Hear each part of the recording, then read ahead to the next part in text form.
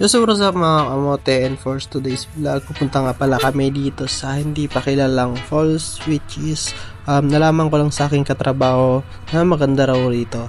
Dahil nga sa mahilig tayo sa mga ritong adventure, so pinuntahan nga namin to ni jowa ko. At saktong andito si jowa ko, kararating lang niya galing Manila. So nag-start na kami magbiyahe at dumaan na kami dito sa bypass ng LTO.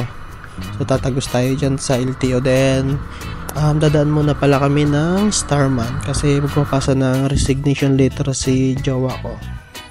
Ayan, so dito dadaan muna kami dito sa Starman, Alaminos. Sorry.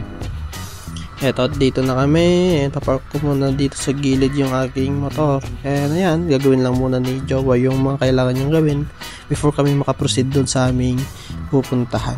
So after nga naming after niyang matapos lahat ng mga gagawin, guguran na kami doon sa mismong location. So around na sa 2 PM na yan guys. So medyo mahaponin na kami makakarating doon at saglitan lang din naman yung ligo namin doon guys. Gusto lang namin makita yung mismong location kung gaano nga ba kaganda yon. Pwede nga bang dayuhin ng iba. Yan.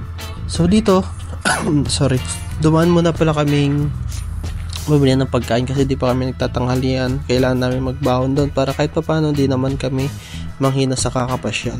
So ito, madaming benta si ate, mga turon, mga pang-ulam at saka iba pa. So ito, nagbumili na lang kami ng uulamin namin. So doon na lang kami mag-food trip ni Jawa. Yan, so meron ding turon dyan. So pagkatapos namin bumili is dumaan na kami sa Kabatuan, sa Silangan. Then pagkarating nyo dito sa Paitan is merong kurbada dyan. Ayan, doon yung mga sementeryo. So pasok lang kayo dyan. Then ang ganda pala dito guys kasi parang maliko yung daan. Ayan no, diba? Ang ganda ng daan, hindi ka problema sa mga bato-bato kasi wala namang bato-bato dyan.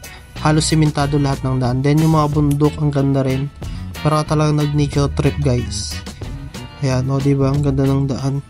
Sayang lang di ko na i-record yung hindi nakasave pala nung nagbibideo ako. Ayan, so dumiretso na nga kami at ito. Makita yung mga likong-likong yan hanggang sa makarating na kami doon. So ito na yung montage natin.